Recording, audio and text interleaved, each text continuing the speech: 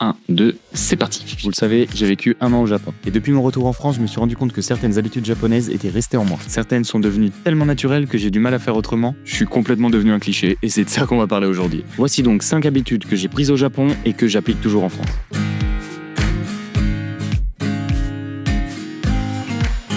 On commence avec la première, faire la queue correctement. Au Japon, faire la queue, c'est presque un réflexe collectif. Dans les gares, il y a même des marquages au sol qui vous indiquent où se placer pour pouvoir faire la queue. Et personne cherche à passer devant. Si t'es en retard, fallait partir plus tôt. T'es en retard. Si t'as pas le temps de faire la queue pour manger ton ramen préféré, tu vas dans un autre. Tout ça, moi au début, ça m'a paru beaucoup trop organisé. Et je me suis très vite rendu compte que c'était beaucoup plus agréable en fait. Personne pousse. On sait à qui c'est le tour. Ça a l'air bête dit comme ça, mais franchement, c'est en retournant en France, je me suis aperçu à quel point c'était un confort. C'est pas compliqué. Je suis rentré en France, j'ai eu une escale. J'ai juste changé d'avion. La queue pour remonter dans le deuxième avion pour aller à Paris, un enfer sur terre. Tout le monde était plus pressé, avait une raison plus valable que toi de passer devant. C'était presque un choc culturel alors qu'on parle quand même de ma culture de base. Bon après on a vite fait de faire des généralités. La plupart du temps les gens font quand même la queue, mais on a plus de chances de voir des gros tas de gens qui attendent en France qu'au Japon, ça c'est sûr. Là je vous ai parlé de l'avion, mais il y a juste à penser au métro, au bus. Il n'y a jamais de ligne à proprement parler. Au Japon les gens ils sont 2 par 2, ça n'a rien à voir. Parler des transports, ça m'amène au deuxième point.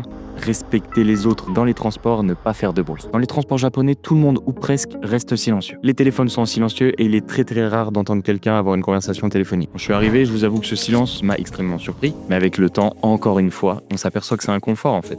Moi j'allais à la fac à cette époque-là. Quand tu vas à la fac le matin, pas trop réveillé, ça fait du bien qu'il n'y ait pas trop de bruit. T'es sur ton téléphone, sur un livre, en train de discuter avec la personne qui est à côté de toi, mais pas très fort. Tu gênes pas les autres, c'est pas un brouhaha incessant comme on peut avoir dans les transports en France. Le soir, c'est le scénario inverse. T'es fatigué de ta journée, t'as envie forcément de te reposer et t'as pas envie de passer une demi-heure dans les transports à te casser la tête. Et je pense que c'est notamment ce calme au Japon qui contribue au fait que quasiment tous les Japonais ont déjà fait une sieste dans le métro parce que c'est propice à ça en fait. On est tranquille. Encore une fois, quand je suis rentré, le choc a été total puisque ça n'a absolument rien à voir en France. Et maintenant, du coup, ce qui m'insupporte, c'est de voir des gens au téléphone dans les transports en commun ou tout simplement, on le connaît tous, le mec qui va passer dans la rue en haut-parleur. Tout le monde entend sa conversation, il en tout le monde. On a juste envie d'aller le voir et de lui dire « Peux mettre le téléphone à l'oreille, tu gênes tout le monde. » Alors ça, du coup, ça m'amène à un point qui vraiment m'agaçait au plus haut point au début. C'est cette habitude qu'ont les Japonais d'attendre au feu rouge alors qu'il n'y a personne dans la rue. Aucune voiture qui peut nous écraser. On parlera tout à l'heure du fait que les Japonais n'aiment pas déranger les autres. Mais il y a un fil conducteur quand tu vis au Japon, c'est qu'il faut respecter les règles. Alors ça, évidemment, vous allez me dire, dans tous les pays, il faut respecter les règles. Mais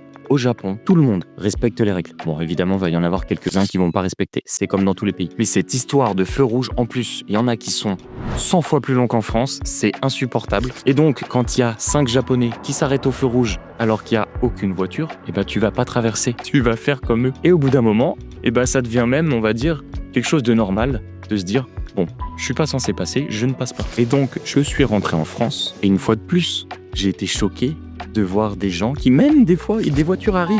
Ils se disent non, j'ai le temps et ils passent en courant. Alors déjà, c'est dangereux.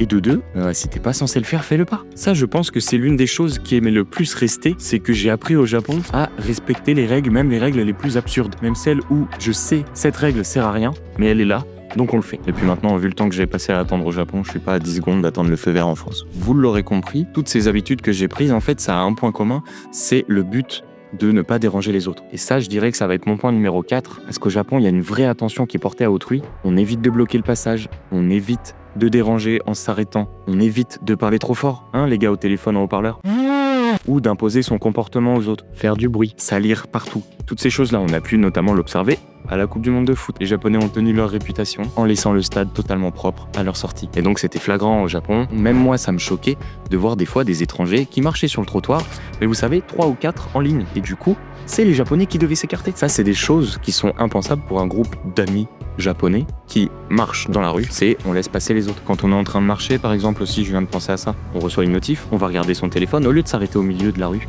on se décale. C'est toutes ces petites choses-là, en fait, des petites habitudes qu'on prend et que j'ai prises par mimétisme, pas en train de vous dire que je suis le meilleur et que j'ai pensé à ça tout seul.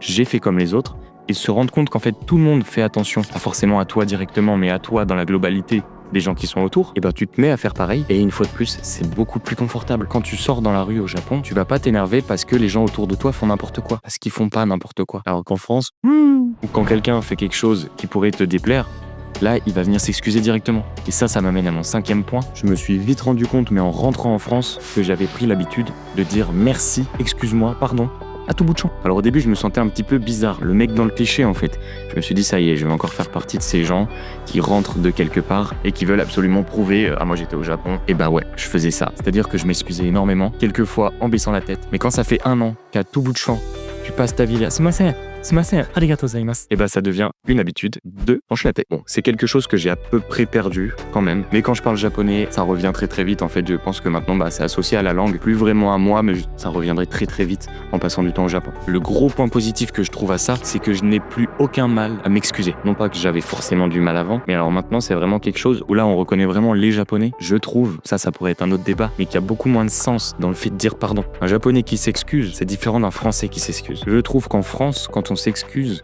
on a vraiment besoin de mettre du sens derrière. Là où le japonais, c'est plus de la politesse. Il n'y a pas forcément de sens derrière le fait de s'excuser. Alors on va pas faire une généralité.